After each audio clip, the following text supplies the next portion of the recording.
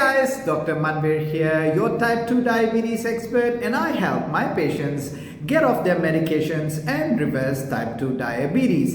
In today's video, I'll be talking about intermittent fasting and why you should start doing it. Well, for all my patients who have type 2 diabetes and are looking to reduce their medications and get off their insulin, intermittent fasting is one of the strategies that I use to help my patients get off their medications.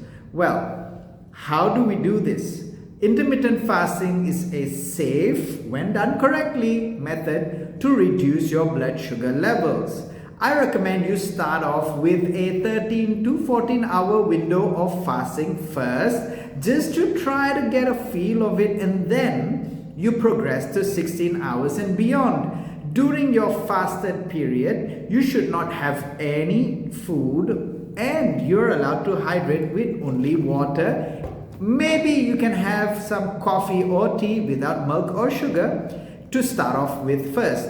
And once you've broken your fast, that eating window should be done correctly as well. If you're overloading yourself during your eating window, that's definitely not going to help you.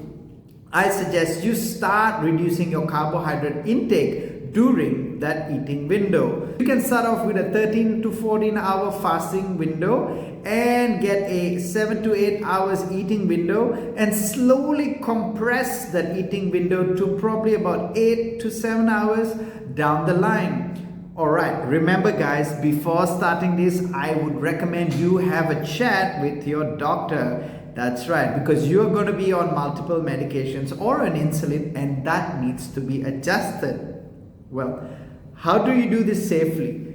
I recommend you remove your breakfast. That's right, the most important meal of the day. I do not subscribe to breakfast, and breakfast is one of the biggest fads that have been fed to you all these years. And breakfast is the most important meal of the day was actually an advertising campaign done in the 1950s to sell cereal and milk.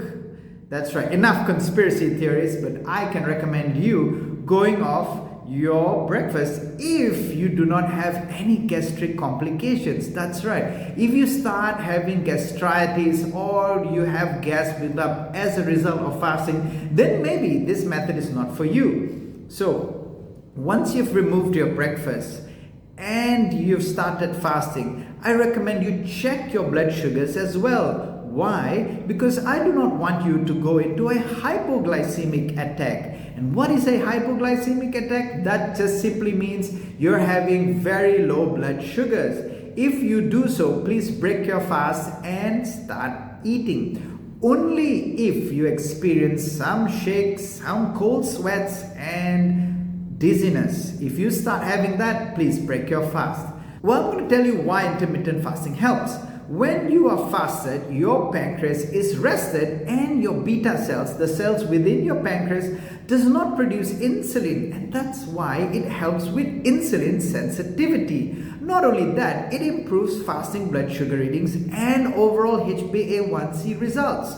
So what are you waiting for? Give intermittent fasting a go. Consult your doctor and make sure you're doing it safely. I hope this video helped you. And if it did, pass this along to someone who you think might benefit from intermittent fasting. Thank you for watching. Like, subscribe, and don't forget to share. I'll see you in the next video. Till then, take care.